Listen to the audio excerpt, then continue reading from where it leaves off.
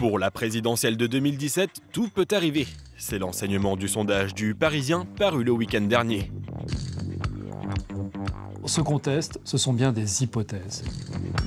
À un an de l'élection, le journal teste plusieurs scénarios et les interprète avec précaution. On n'est pas là pour vous dire, ce sondage, il donne aujourd'hui le résultat d'une élection présidentielle qui se déroulera dans un an. Non, on est là pour donner une information politique qui est un rapport de force politique dans le pays à un moment donné. Mais dans les médias, une seule information est reprise. La candidate du Front National est elle aussi assurée de passer le premier tour, quels que soient ses rivaux. Au second tour, elle serait battue par tous, sauf justement par François Hollande. Il faut pourtant être prudent dans le commentaire des sondages, car par le passé, ils ont montré leurs limites.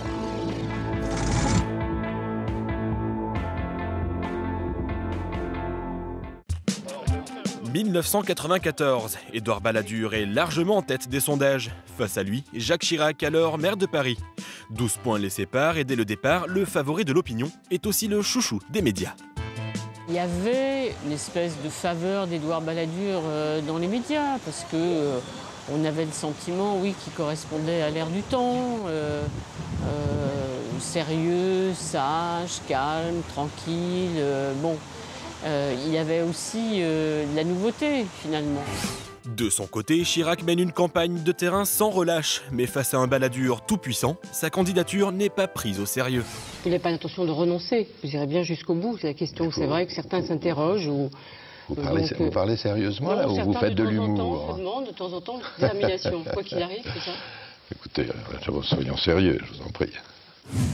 Pourtant, tout bascule à partir de février 95. Balladur est impliqué dans un feuilleton politico-financier, Chirac séduit les jeunes, et ça se voit sur les courbes. 3 jours avant le vote, le premier tour est déjà joué, mais les sondages n'ont pas pronostiqué les qualifiés dans le bon ordre. En tête de ce premier tour, Lionel Jospin avec 23,4% des suffrages exprimés.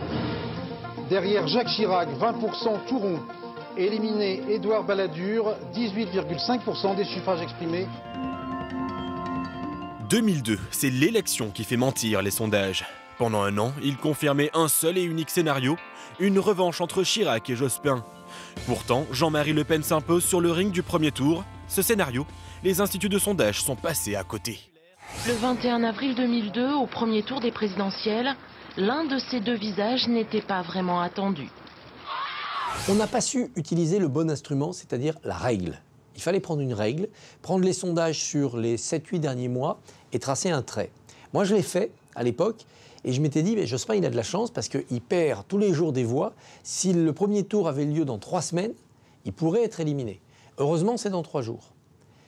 Sauf qu'une élection, ce n'est pas une ligne droite. Une élection, c'est des courbes exponentielles et d'un seul coup, les phénomènes s'amplifient. Sur les campagnes suivantes, les commentateurs et les sondeurs retiennent la leçon. Il faut désormais bien cerner le vote FN. Le président de l'Institut Elab l'affirme, les avancées technologiques ont permis de rendre les sondages plus fiables.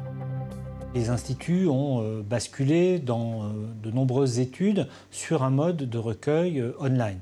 Ce mode de recueil online fait que, contrairement au téléphone, vous ne répondez pas à un enquêteur qui vous interroge. Et on s'est rendu compte que le vote Front National, notamment, se déclarait plus facilement en online. Donc ça a sans doute contribué à mieux mesurer ce phénomène, encore une fois, pas toujours parfaitement.